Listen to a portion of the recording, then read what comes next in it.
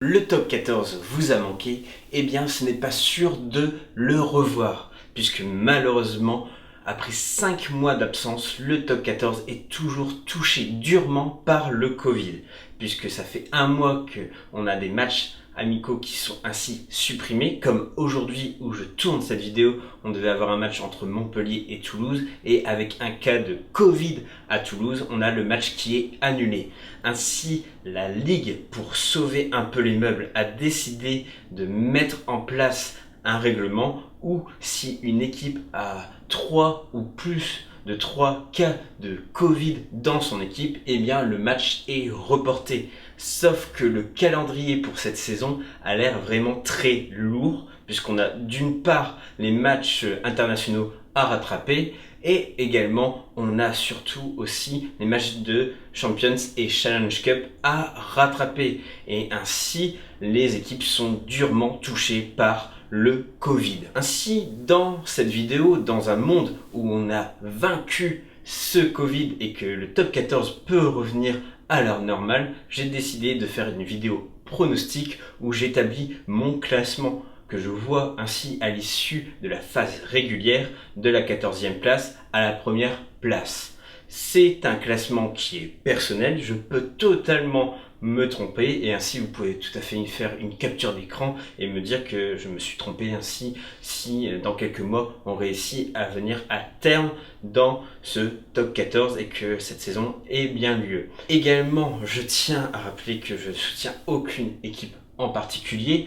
C'est juste que j'aime beaucoup le top 14, mais je n'ai pas d'inimitié ou d'amitié sincère pour une équipe en particulier. Ainsi, si votre équipe n'est pas super bien classée, c'est simplement que je ne vois pas l'effectif de cette équipe aller jusqu'au bout de ses objectifs. Comme il y a 14 équipes à présenter, je ferai ainsi des présentations succinctes, mais si vous voulez davantage d'informations sur le mercato et également sur les équipes du top 14, je vous conseille ainsi la chaîne YouTube du Midi Olympique qui chaque jour fait ainsi une vidéo quotidienne sur une équipe du top 14 et sur son mercato, et la chaîne de Eros Rugby devrait faire de même. Ainsi, on peut commencer avec la 14e place.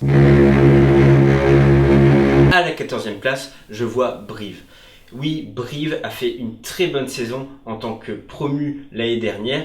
C'est une équipe qui est solide en défense, c'est une équipe qui est rugueuse, qui est difficile à battre chez elle, mais pourtant je vois les brivistes ainsi relégables cette année parce que c'est une équipe qui n'a pas eu un mercato assez convaincant selon moi face à ses concurrents directs pour le maintien, même si le staff briviste a essayé de dynamiser un peu la ligne de 3 quarts avec Twikovu et Douglas de Béziers.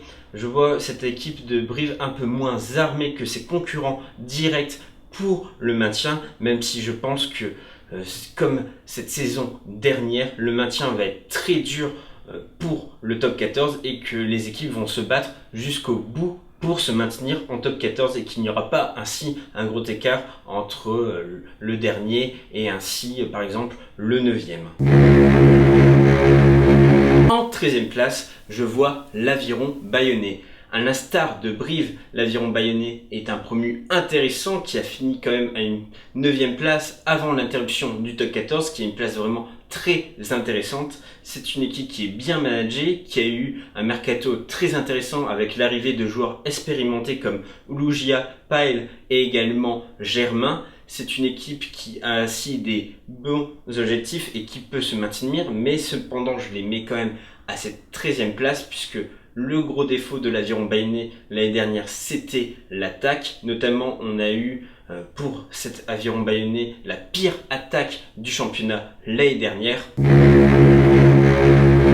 À la 12e place, je vois la section paloise. La section paloise, c'est un club ambitieux, c'est un club qui est souvent dans le ventre mou du championnat et cette année, le mercato est assez décevant pour la section paloise puisqu'on a le départ des 2 internationaux néo-zélandais Smith et Slade et également on a l'arrivée de quelques joueurs prometteurs comme Manu ou Philippe.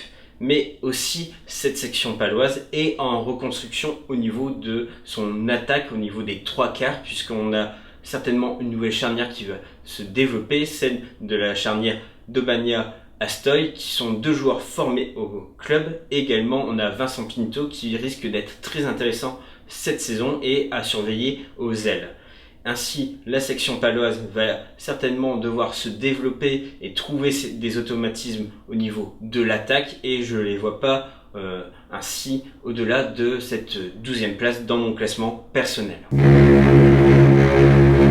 À la 11e place, on trouve le Castres Olympique. Le Castres Olympique, c'est une équipe d'outsiders qui aime bien jouer de cette image, mais qui cependant, depuis son titre en 2018, n'a pas réussi à réitérer ses efforts de se hisser dans le top 6, même si c'est pas une équipe qui est souvent favorite. Et c'est une équipe qui a aussi des cadres vieillissants et qui a un nouvel entraîneur suite au départ de Urios. C'est une équipe ainsi qui essaye de renouveler son équipe, qui essaye d'apporter du sang neuf. On a eu 16 départs pour 12 arrivées, ce qui est rare dans les autres équipes, on le verra. Et c'est une équipe qui apporte ainsi des joueurs qui sont accessibles à sa philosophie de jeu. Notamment, il faudra surveiller en seconde ligne Tyler Hardron, le capitaine du Canada qui a une grande expérience dans le Super Rugby. Et également, il faudra surveiller l'espoir Florent Van Verberg qui est très intéressant en seconde ligne et qui a eu des très bons matchs dans l'équipe de France de moins de 20 ans. Ainsi, je ne vois pas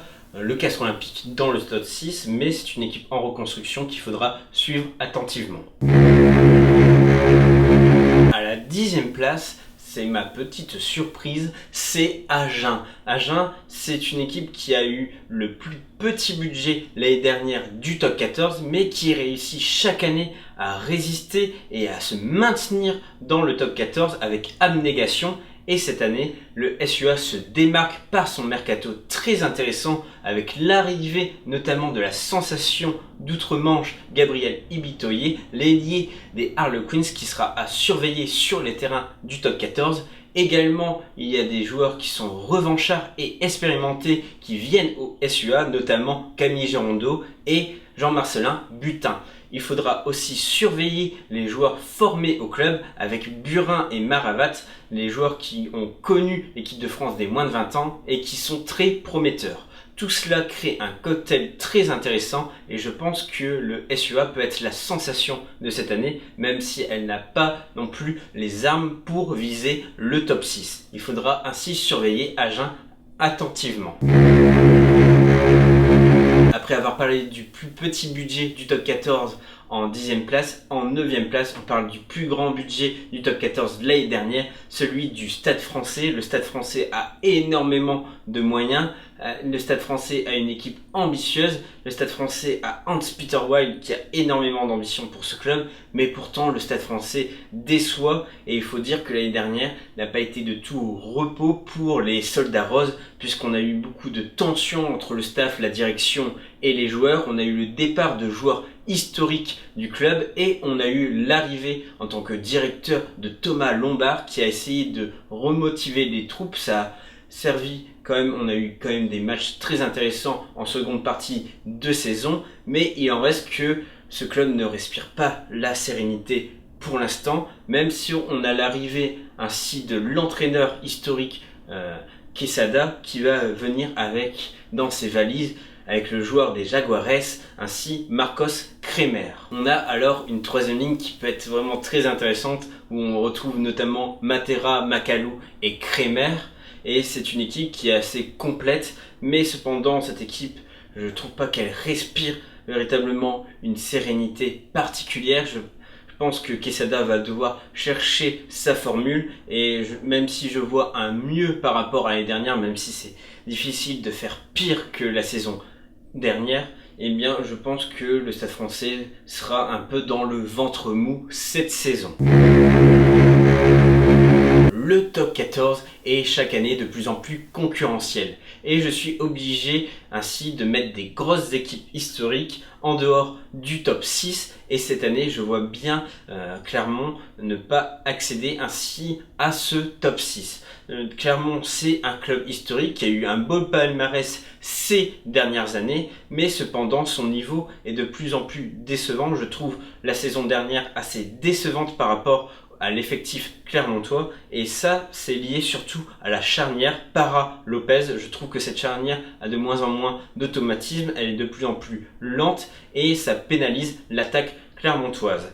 Et ainsi aussi, ce mercato est marqué par le départ de joueurs à l'arrière qui sont quand même très importants comme Toahava ou Abandanan, et on place beaucoup d'espoir sur les nouvelles recrues, notamment Bézi, mais il ne faut pas oublier que Bézi remplace aussi Lenlo, et on a aussi Matsushima qui a été la sensation lors de la Coupe du Monde et qui devra vraiment confirmer dans ce club tous les espoirs qu'on place en lui, et ce qui n'est pas simple avec tous ces départs. Ainsi, malheureusement, je suis obligé de faire des choix dans ce classement, et malheureusement, je pense que Clermont doit trouver une nouvelle émulation, des nouveaux joueurs. La saison dernière a été assez préoccupante au niveau du niveau de jeu de Clermont, même si ça n'a pas été catastrophique en Champions Cup ni au classement, puisqu'ils sont qualifiés quand même pour les quarts de finale de Champions Cup et qu'ils étaient plutôt bien placés, mais il y a eu quand même des matchs qui ont été catastrophiques et qui ont été quand même préoccupants pour les Clermontois. La 7ème place est une place qui est tant redoutée dans le top 14. Et chaque année, une grosse équipe échoue avant les playoffs. Et cette année, je vois malheureusement le Stade Rochelais ne pas pouvoir accéder aux playoffs du top 14, puisque même si c'est une excellente équipe qui a un bon effectif, que Jano Gibbs et Ronan O'Gara semblent peu à peu trouver la formule, parce que l'année dernière, la première partie de saison était assez compliqué pour les Rochelais et ils ont su réagir, et en plus on a eu l'arrivée salvateur de Jules Plisson. Et bien en plus d'un mercato très intéressant avec un gros coup avec Will Skelton, le géant australien des Saracens, et l'arrivée aussi de Brice Dulin, et bien malgré cela je ne vois pas les Rochelais dans ce top 6, puisque il y a la question des départs. Les Rochelais ont été touchés avec 15 départs, c'est la deuxième équipe du top 14 qui a le plus de départs, et ainsi avec une concurrence qui va être féroce. Malheureusement, je trouve que La Rochelle cette année va manquer un peu de profondeur de banc, ce qui peut être inquiétant, et je pense que ça va jouer sur les résultats de ce club.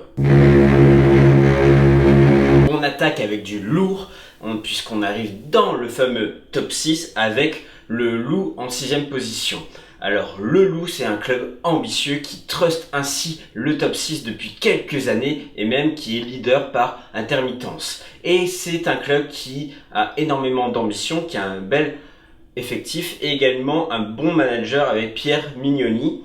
Mais cependant, le Loup cette année perd quand même des joueurs qui sont très importants dans le leadership, avec Ferns, Jill ou encore Roth, et ces joueurs ont un leadership très important chez les avants, et je pense que ça va manquer un peu au Loup, qui est une équipe qui est en train de se construire. On a énormément de jeunes qui se dévoilent dans cette équipe. C'est une équipe qui va être en progression, je la vois dans le top 6, pourquoi pas faire une finale du top 14 et un meilleur parcours en Champions Cup. Mais par contre, je pense que la concurrence va être très rude et très difficile cette année pour le top 6. On attaque avec la 5ème place avec le MHR. Le MHR est en pleine reconstruction, surtout au niveau de sa ligne de 3 quarts, puisque cette équipe, qui a une réputation quand même d'être une équipe de mercenaires sud-africains, péjorativement par ses concurrents, et bien cette équipe est en pleine reconstruction, puisqu'on a l'arrivée de pas mal de joueurs français, malgré l'arrivée de Kobus Reinhardt et Alex Lewowski, et cette équipe risque d'avoir une ligne de 3 quarts très intéressante avec Vincent Rattez, Arthur Vincent, Anthony Boutier, également Gabriel Ngandebe, et ça va changer par rapport aux deux ailiers qui quittent le club, les deux géants fidjiens Nagusa et Nadolo, et cette équipe managée par Xavier Garbajosa et qui a des joueurs d'expérience chez les avants, notamment avec ces vieux briscards français comme Picamol, Guirado ou Ouedraogo, et bien cette équipe risque d'être une équipe très dangereuse, surtout si cette équipe atteint les phases finales. Et ainsi, il faudra suivre l'évolution de l'attaque de Montpellier qui risque d'être très intéressante et qui va peut-être bénéficier aussi à l'équipe de France puisqu'on retrouve ainsi pas mal d'internationaux qui risquent ainsi d'avoir des bons automatismes entre eux. Ainsi, il faudra vraiment suivre le MHR cette année qui risque ainsi de changer son image au niveau de l'attaque surtout. En quatrième position, on trouve le Racing 92. Le Racing 92, c'est un club qui est ambitieux et qui vise surtout la Champions Cup qui lui glisse entre les doigts depuis des années. Mais c'est aussi un club qui est habitué à jouer les premiers rôles dans le top 14 puisque on a depuis la saison 2009-2010, le Racing 92 est toujours présent en phase finale du top 14. C'est une équipe qui a peu changé cet été, même si on a eu le départ de joueurs historiques comme Bentami Ifuna et Brice Dulin et l'arrivée aussi de l'Australien Kurtzleben qui est un véritable couteau suisse chez les trois quarts et qui risque de faire des dégâts sur les pelouses du top 14. Ainsi, le Racing 92 a un effectif qui est complet et qui peut jouer sur les deux tableaux, la Champions Cup et le top 14, mais je pense quand même qu'il manque d'un joueur ou deux sur les deuxième et troisième lignes. Mais c'est un club qui risque d'aller loin encore cette année. Y a-t-il une méthode Colazo? C'est une question qu'on peut se poser si on regarde la deuxième partie de saison de Toulon, puisque on a eu un jeu toulonnais qui était satisfaisant, enfin un plan de jeu efficace, surtout avec l'arrivée des recrues Baptiste Serin, le 9 qu'il fallait à Toulon, et également Eben Essebes, le deuxième ligne taillé pour le jeu d'avant toulonnais. Mais cette année, quand même, il faut le dire, il y a quand même pas mal de départs, surtout des jeunes qui quittent Toulon pour gagner du temps de jeu. Et on a seulement 3 nouvelles recrues, mais qui sont très intéressantes, avec notamment Thomas Jones, qui est le deuxième ligne en provenance de La Rochelle, qui a eu quand même des difficultés par rapport au staff, qui a peu joué l'année dernière, mais cependant il connaît très bien Colazo et ça risque d'être un joueur très intéressant cette année chez les Toulonnais. Également on a Toé Ava qui est le couteau suisse de l'ASM et qui vient ainsi finir sa carrière à Toulon à 34 ans et qui peut encore prouver des choses. Ainsi on a un effectif qui est très intéressant mais qui manque un peu de profondeur de banc. Mais si Toulon connaît la même émulation que la deuxième partie de saison de l'année dernière, ça peut être un club qui est très dangereux et qui peut renouer avec son passé. Le Brennus est-il maudit? C'est une question qu'on peut se poser quand on voit la saison des champions de France après leur titre, comme pour Castres ou Clermont.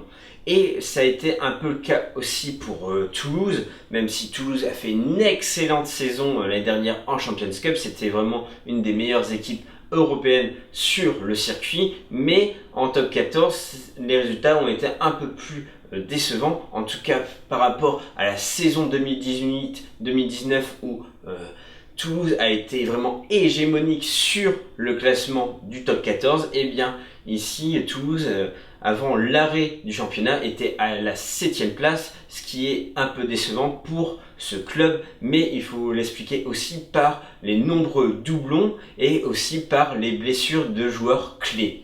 Ainsi, Toulouse va essayer de réitérer ses exploits et vise à nouveau un Brennus et garde ainsi son socle. On a toujours le même staff et également on a les titulaires qui restent au club, même si on a pas mal de départs du côté toulousain avec surtout des joueurs remplaçants, des impact players qui quittent le club, notamment comme Van Dijk ou Galland. C'était des joueurs qui a apporté beaucoup de fraîcheur au niveau de la seconde mi-temps et peut-être ça va être préjudiciable pour Toulouse.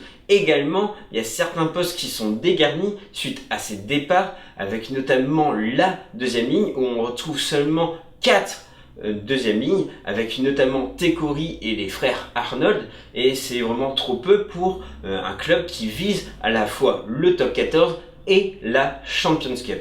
Et on a quand même quelques arrivées qui sont intéressantes, mais qui sont aussi là pour pallier à ces départs avec l'arrivée d'Arnold pour pallier le départ de Gray et de Verhaeghe et également l'arrivée de Balès pour pallier au départ de Pagès et de Bézi. Ainsi, Toulouse a beaucoup d'ambition, mais va devoir faire attention par rapport à son effectif et à mon avis, il va avoir des jokers médicaux. Il faudra éviter à tout prix les blessures, même si Toulouse a quelque chose en plus par rapport à ses adversaires, par rapport à sa puissance, par rapport à sa vitesse, par rapport à des joueurs qui sont fantastiques, mais il faudra vraiment faire attention à son effectif pour Toulouse, que je vois quand même mieux placé cette saison que par rapport à la saison dernière.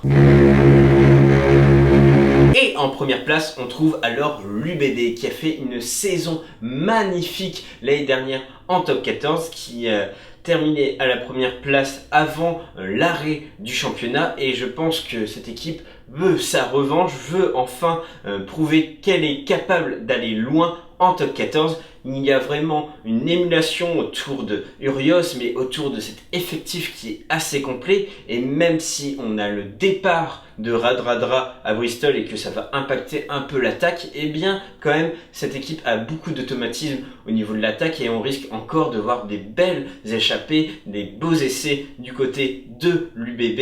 Et il faut dire que le mercato de l'UBB a été vraiment très intéressant avec l'arrivée de Ben Lam qu'il faudra vraiment surveiller sur les ailes, mais également de l'Argentin Petit, un joueur extrêmement prometteur, également Doueba, et ainsi on a un effectif qui est vraiment très intéressant avec aussi Ben Tameifuna. Et je vois très peu de points faibles chez l'UBB où on a un club qui est vraiment complet, qui a un excellent entraîneur et qui a une motivation supplémentaire pour faire une excellente saison en top 14. Ainsi pour moi l'UBB c'est le premier de mon classement. Ainsi voici mon classement pour cette saison. Peut-être je me suis totalement trompé, vous pouvez faire une capture d'écran. Ainsi on peut constater que la crise du coronavirus a impacté durement le championnat de France et le rugby français. Les clubs ont ainsi dû baisser les salaires des joueurs et on a eu une baisse des effectifs.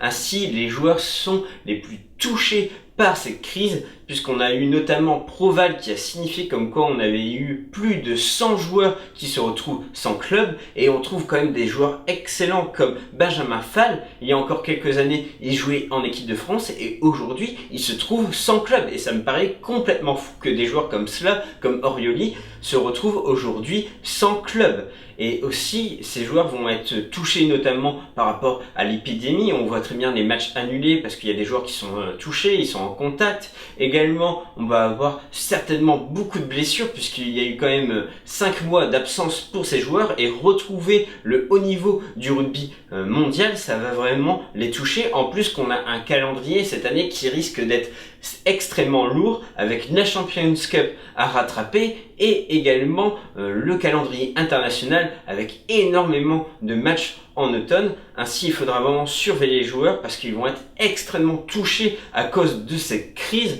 J'espère quand même que cette saison aura lieu, que on va pouvoir voir une baisse de cette épidémie, mais rien n'est sûr, et cette vidéo qui est un pronostic va peut-être rien servir. Ainsi, j'espère quand même que cette saison va avoir lieu, que tout va bien se passer pour les clubs et pour les joueurs, que le rugby français va se relever de cette crise. C'était le Coq Ovale. N'hésitez pas à me suivre sur Instagram et Twitter et à vous abonner et à liker, ça aide la chaîne. Je vous remercie de votre attention. À la prochaine.